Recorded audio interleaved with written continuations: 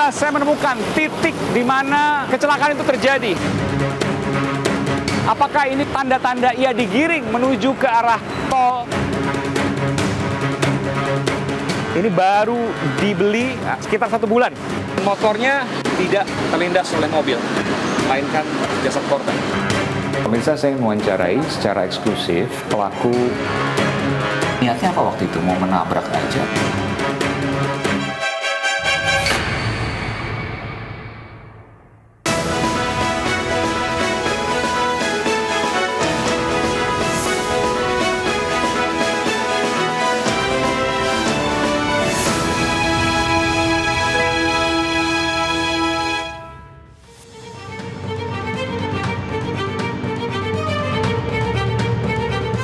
Bermula dari senggolan berujung keributan hingga nyawa melayang.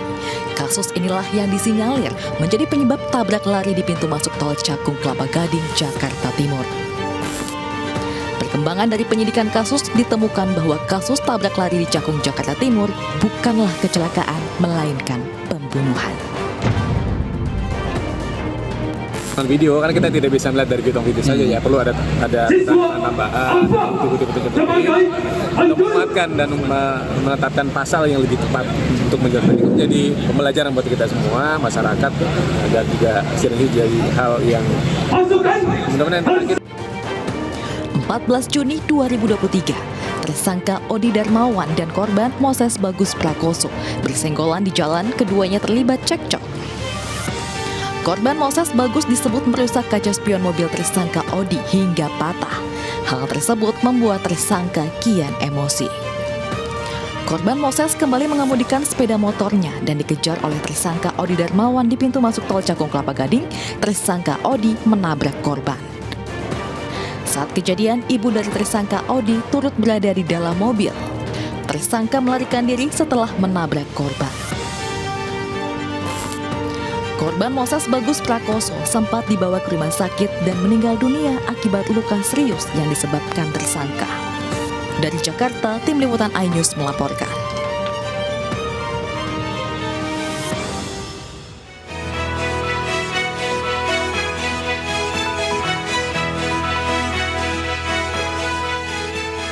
Halo, selamat malam pemirsa. Banyak orang yang seringkali emosi saat berkendara di jalan, apalagi suasana jalanan ibu kota dan sekitarnya selalu sibuk macet luar biasa.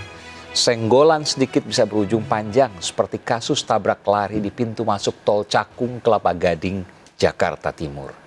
Bermula dari senggolan, cekcok perusakan spion kendaraan berujung kejar-kejaran hingga kecelakaan yang kini kasus hukumnya terus bergulir dan berubah dari kasus kecelakaan menjadi pembunuhan, dilimpahkan di Polda Metro Jaya. Tersangka Odi Darmawan yang semula dijerat dengan pasal kecelakaan kini terancam hukuman lebih berat, 15 tahun bui alias penjara atau bahkan lebih, karena aksinya menabrak korban Moses Bagus Prakoso dilakukan dengan dugaan sengaja dan niat mencelakai. Pemirsa, eksklusif saya mewawancarai tersangka tabrak lari Cakung, Jakarta Timur. Anda menyaksikan The Prime Show with Aiman. Saya Aiman Wicaksono.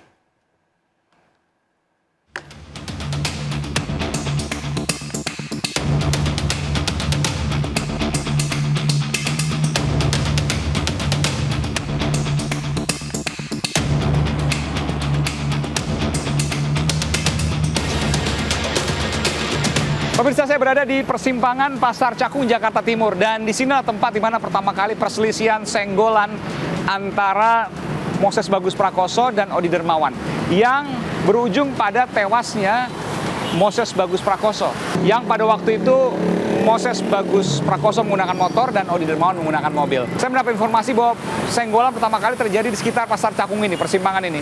Lalu salah satu dari mereka mengajak untuk bertemu di depan untuk kemudian membicarakan hal tersebut. Namun karena dugaan ya, ada kekecewaan dari Odi Darmawan, pengendara mobil, bukan hanya mengejar, tapi juga melakukan tindakan yang membahayakan, yakni menabrak dari Moses Bagus Prakoso yang ternyata kemudian membuat Moses Bagus Prakoso meninggal dunia.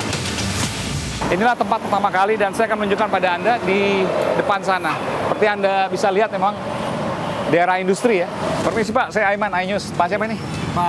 Pak Didi. Pak Didi. Iya. Pak Didi sering mangkal di sini, ojek ya? Iya, ngejek. Ojek. Waktu kejadian Pak, Bapak tahu ada kecelakaan di sana yang memunculkan Kalau tahu persisnya tewasnya sih satu orang. pagi-pagi itu sekitar jam 8-an. Emang di sini pagi-pagi itu sepi Pak ya? Kalau pagi-pagi sepi. Sepi.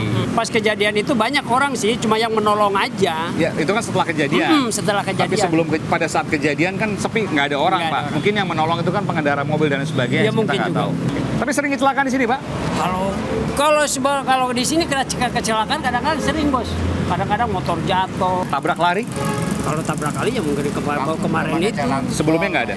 belum ada sih. Belum pernah dengar di sini ya. Baik, terima kasih ya Pak. Oke, sama-sama, Mari. iya. Saya ingin menuju ke sana pemirsa untuk menunjukkan di mana letak titik tempat kejadian perkara. Kasus yang awalnya dianggap sebagai kecelakaan, lalu kemudian berubah pasalnya menjadi pembunuhan.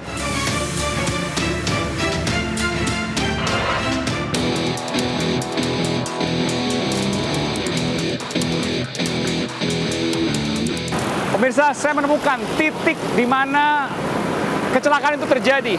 Saya akan tunjukkan pada Anda, ini sudah ditandai pada saat olah TKP. Ini yang pertama. Ini titik pertama. Ya. Ini titik kedua. Dan ini posisi motor. Sementara posisi jasad korban ada di sebelah sana. Ada satu pertanyaan pemirsa. Kenapa kemudian ia menggunakan motor, korban menggunakan motor, tapi masuk ke jalur tol? Padahal Anda bisa melihat, ya, ada tanda di sana. Sepeda motor dilarang masuk. Apakah ini kemudian ada tanda-tanda ia digiring menuju ke arah tol untuk kemudian dilakukan penabrakan dan sebagainya? Entahlah. Karena hanya proses hukum yang bisa mengetahui detail soal ini dan nanti dalam proses di pengadilan. Tapi yang jelas pertanyaan ganjil ketika kenapa kemudian motor ia memasuki jalur tol ini. Dalam keadaan terpaksa karena ada suatu hal atau ada hal lainnya, saya tidak tahu. Maksud juga ada kemungkinan apakah digiring karena mungkin dipepet dan lain sebagainya. Kalau kita lihat CCTV, ada kesan seperti dikejar. Saya akan tunjukkan kembali CCTV berikut ini.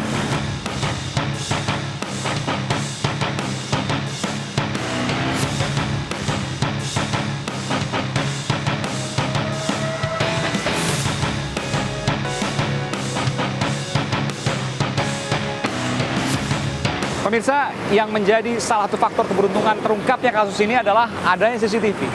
Karena kalau tidak ada CCTV, maka sulit untuk mencari saksi mata di sini. Mungkin kejadian ini menguap gitu saja. Tapi karena ada CCTV dan sempat viral videonya, lalu kemudian ini menjadi kasus yang mencuat ke permukaan dan menjadi perhatian publik. Inilah CCTV, dan disinilah rangkaian kejadiannya. Yang jelas semua ini masih tanda tanya. Dan apakah dari kecelakaan hingga berubah pasal menjadi pembunuhan adalah pasal yang tepat? Kalau kita melihat lokasi ini, saya akan mewawancarai dari kedua belah pihak. Baik dari pihak pelaku, eksklusif, maupun nanti dari pihak korban. Termasuk juga saya berkeliling nanti untuk melihat seperti apa kendaraan dari keduanya, baik mobil yang digunakan untuk menabrak maupun motor. Pemirsa, ikuti The Prime Show with Aiman, eksklusif. Langsung dari TKP, saya menuju ke tempat di mana tersangka ditahan, dan saya akan mencoba untuk mewawancarainya, eksklusif.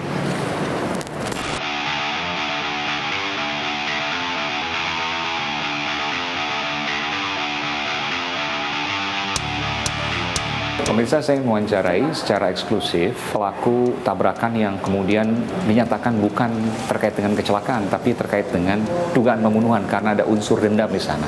Saya mengetahui bagaimana kronologinya. Saya mencoba untuk mewawancarainya, tentu tidak di dalam tahanan, tapi di luar tahanan. Saya sedang menunggu yang bersangkutan. Eksklusif, pemirsa, di The Prime Show with Aiman.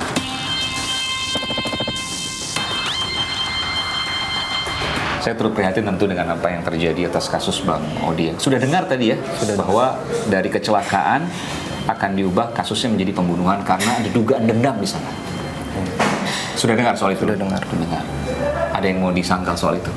Kalau saya pertama-tama mau bilang kalau itu saya tidak ada niat pembunuhan atau apa, itu murni emosi sesaat saya di jalan. Murni emosi sesaat. Iya. Saya Katanya juga, tetangga. saya juga tidak kenal sama Oh, korban. nggak kenal. Iya. Walaupun jaraknya 1 kilometer katanya, tetangga 1 Katanya kilometer. orang Bekasi juga, tapi saya tidak mengenalnya. Oke. Jadi pertama kali kejadiannya seperti apa tuh? Saya ada serempetan di jalan, mobil saya diserempet. Terus korban minta minggir, ya saya ikutin minggir. Oh, korban mau tanggung jawab tadinya. Nah, kurang tahu soalnya sempat marah-marah kan. Anda yang nyerempet korban maksudnya? Awalnya. Dia yang nyerempet saya. Kalau dia yang nyerempet kan dia harusnya nggak minggir dong. Ya, Kan kalau dia yang nyerempet pasti dia kabur lah. Aduh, misalnya. argumen gitu. Dia minta minggir, ya udah saya minggir. Oke. Pas saya minggir, saya lihat ke mobil saya cuma lecet. Di situ di bagian sebelah kanan ya? Di situ dia ke saya yang menabrak dia. Ibu saya sempat buka kaca mobil, menanyakan ada apa katanya. Ini keserempet lecet. Ibu saya bilang ya udah nggak apa-apa kalau lecet doang. Tapi korban masih ngotot saya salah katanya. Oke. Ya, terus saya bilang ya mau gimana, dia ngajak berantem, saya nggak ngeladenin. Ya udah maunya gimana katanya. Ya gimana, saya nggak salah kok, saya yang diserempet, saya bilang. Ngajak berantemnya gimana?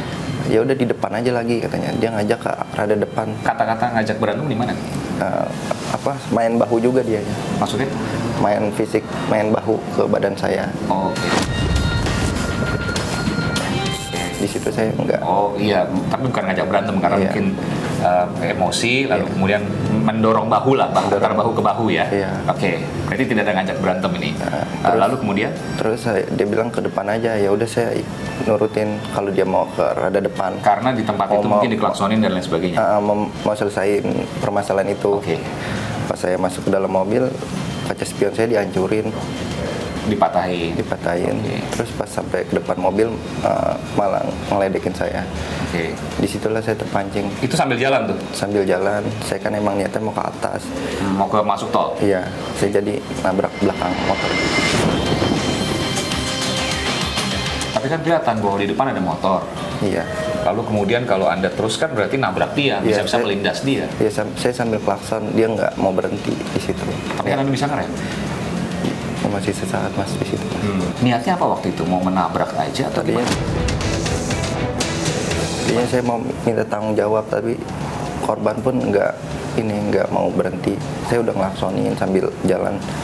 Akhirnya ya saya nyerempetin dia gitu, maksudnya malah kejadian seperti kemarin.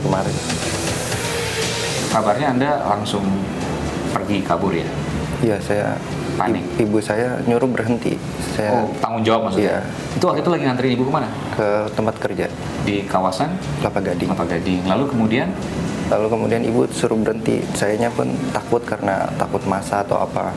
Jadi saya antar ibu saya dulu. walaupun mau masuk tol di pinggir jalan ya mungkin kanan kiri ada yang ngelihat motor, Saya mobil. tidak merhatiin itu. Oke, pokoknya langsung kabur waktu itu ya. Iya. Lalu kemudian Saya pulang lagi saya balik lagi ke TKP karena disuruh orang tua saya lihat itu korbannya kenapa-napa atau enggak, luka atau gimana. Saya mempertanyakan ke yang saksi-saksi kayak tukang sapu di jalan itu. Dia pada ngasih taunya cuman dibawa ambulan naik ke atas. Tapi nggak ada yang tahu di rumah sakit mana. oke. Terus Anda kemana waktu itu? Saya sampaikan ke ibu saya cuma bilang ya udah kalau kayak gitu besok pagi lapor ke ini aja kalau emang kemarin ada Lapor tragedi polisi? ya Oke. terdekat.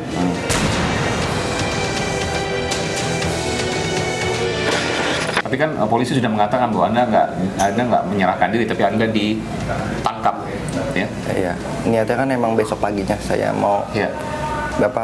memberitahu kecelakaan itu. Tapi pihak dari kepolisian malam udah ke rumah. Dan ibu saya juga bilang, Malam udah ke rumah. Karena kan masih ada waktu tuh dari pagi, itu kan pagi kejadiannya ya. Pagi sampai malam itu kan sekitar 12 jam. Iya. Kenapa Anda nggak menyerahkan diri waktu itu? saya menyerahkan diri mas. Polisi mengatakan Anda ditangkap karena kan ya logikanya juga dari pagi kejadiannya baru kemudian malam dijemput oleh polisi Iya. ditangkap Niat kan? saya pengen lapor besoknya. Kenapa besok? Kenapa nggak hari itu juga?